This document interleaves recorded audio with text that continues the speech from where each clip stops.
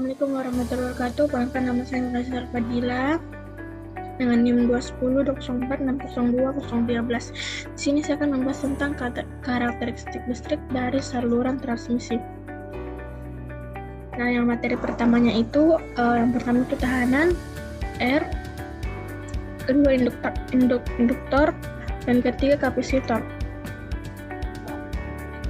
Pendahuluan.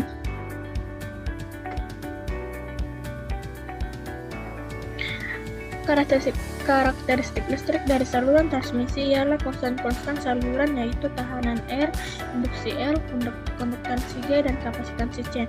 Pada saluran udara, konduktansi sangat kecil sehingga dengan mengabaikan konduktasi itu perhitungan akan jauh lebih mudah dan pengaruhnya pun masih dalam batas-batas dapat diabaikan. Nah, istilah dari tahanan atau resistansi tidak asing lagi bagi para orang-orang yang bergelut dalam dunia kelistrikan.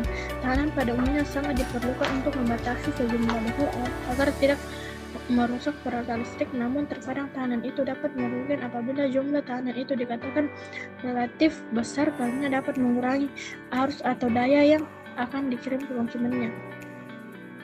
Pembahasan tahanan. Tahanan suatu konduktor dapat dilihat pada rumus P resistivitas, I panjangkau, dan A luas penampang. Berikut tabelnya.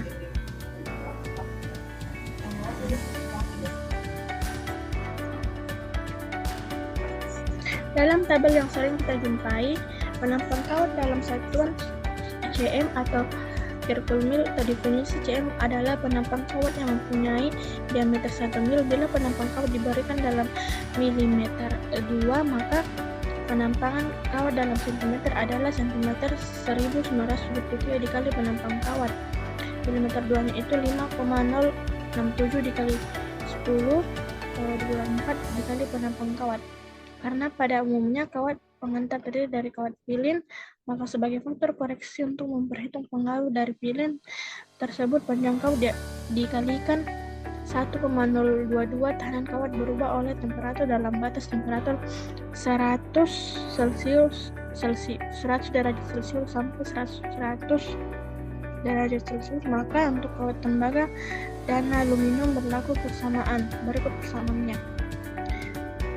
RT2 sama dengan tahanan pada temperatur 2, RT1 sama dengan tahanan pada temperatur 1, atau 1 koefisien temperatur dari tahanan pada temperatur 1. Dalam tabel yang tersedia, sering kita jumpai penampang kawat dalam satuan circular mil. Definisi cm adalah penampang kawat yang punya diameter 1 mil 1 atau 1000 inch. Bila penampang kawat diberikan dalam M2, maka penampangan kawat dalam cm adalah cm M1973 kali penampang kawat dalam MM2. Nah, pada umumnya kawat pengantar terdiri dari kawat pilin standar konduksi pada, maka sebagai faktor koreksi untuk mempertahankan pengaruh dari pilin tersebut, panjang kawat dikalikan 1,02 atau 2 faktor koreksi. Nah, tahanan kawat berubah oleh temperatur dalam batasan temperatur 100 Celcius sampai 1000 Celcius. Maka untuk kawat tembaga dan aluminium berlaku persamaan RT2 RT1 dalam kurung 1 ditambah AT2 T2 dikurangi 1. Keterangannya, RT2 itu tahanan pada temperatur 2, RT1 itu tahanan pada temperatur 1 dengan memperhitungkan pengaruh lapisan, atau biasanya konduktor terdiri lebih dari 3 lapis. Berikut contoh soalnya. Ini contoh soal yang kedua. Bisa dilihat. Sistem DC. Ini sistem AC. Induktansi. Dalam penurunan rumus untuk induktansi dari suatu konduktor, biasanya diabaikan 2 faktor, yaitu efek kulit, efek sekitar. Efek kulit ialah gejala pada arus bolak-balik pada perapatan arus dalam penampang konduktor tersebut makin besar, ke arah permukaan kawat, tetapi jika hanya meninjau frekuensi kerja 50 Hz, maka pengaruh skin efek sangat kecil dan dapat diabaikan. Efek sekitar ialah pengaruh dari kawat yang lain yang berada di samping kawat pertama yang ditinjau, sehingga distribusi flux tidak simetris lagi, tetapi bila radius konduktor kecil terhadap jarak antara keduanya, maka efek sekitar dapat diabaikan.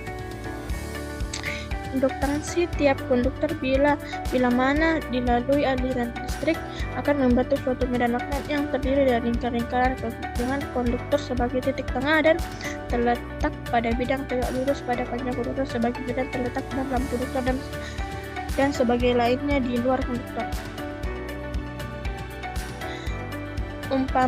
Umpamakan radius penampang konduktor sebesar R dan arus listrik yang mengalir sebesar ampere dengan menganggap distribusi medan dalam konduktor berbentuk rata intensitas medan pada tempat X dari pusat konduktor. Berikut rumusnya. Dengan demikian, maka flux yang melewati titik suatu tabung sesuai dengan tabel dx dan panjang 1 meter menjadi. Berikut rumus yang dijelaskan. Nah, dengan flux ini maka hanya dengan arus yang terletak dalam lingkaran dengan radius X. Ini perlu diperhatikan flux keluar, yaitu terletak keluar konduktor yang akan diperhatikan hasil flux yang terletak di antara kedua konduktor, karena yang selebihnya merupakan flux kebuka dia tidak berpengaruh pada induksi sendiri. Kuat medan disebabkan suatu konduktor pada jarak X mulai dari pusat konduktor. Berikut rumusnya. Kaitan flux total di luar konduktor. Kita dilihat dari rumusnya, ini termasuk rumus yang berkaitan tentang flux total di luar konduktor.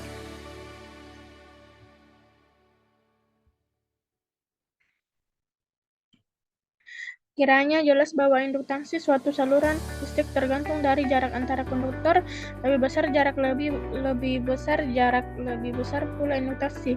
Radius konduktor yaitu berkurang dengan bertambahnya radius, panjang saluran yaitu meningkatkan dengan panjangnya saluran itu.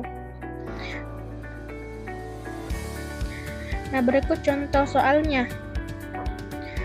Bisa dilihat dan ini jawabannya, cara penyelesaiannya. Nah, pembahasan yang ketiganya itu kapasitansi. Sebagaimana diketahui dua konduktor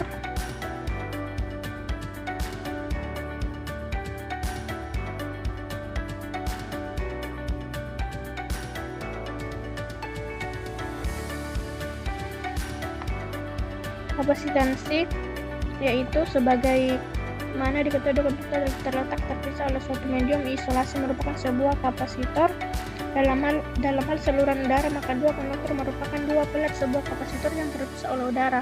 Kapasitansi ini terbagi rata sepanjang saluran udara dan dianggap berbagi suatu data sejumlah kapasitor sepanjang saluran.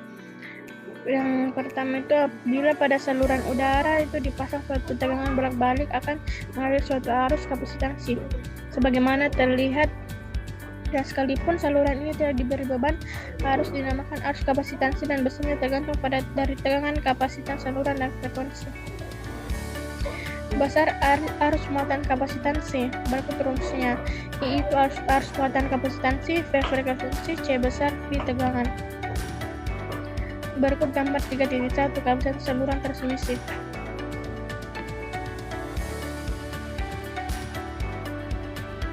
Misalnya suatu saluran udara satu fase dengan dua induktor dengan dua konduktor masing-masing memiliki radius R sebagaimana terlihat pada gambar 3.2. Jarak antara kedua konduktor dianggap jauh lebih besar dan radius bila konduktor A memiliki muatan plus Q farad per meter panjang, konduktor B memiliki muatan min Q farad per meter panjang. Umpamakan pada titik P yang terletak sejauh X meter dari konduktor A, intensitas medan pada titik P dikarenakan muatan plus Q pada konduktor A adalah yang mengarah kepada B adalah sebesar. Berikut rumusnya. Intensitas medan pada titik P yang disebabkan muatan konduktor B adalah sebesar, ini adalah salah satu rumusnya. Nah, ini gambar 3.2 kapasitas saluran udara di satu fase. Perbedaan potensi dua konduktor adalah sama dengan kerja dengan memindahkan muatan satu kolom dari satu konduktor ke konduktor yang lain melawan gaya elektrostatik. Dengan demikian, maka perbedaan potensi antara konduktor A dan B adalah sebesar berikut rumusnya.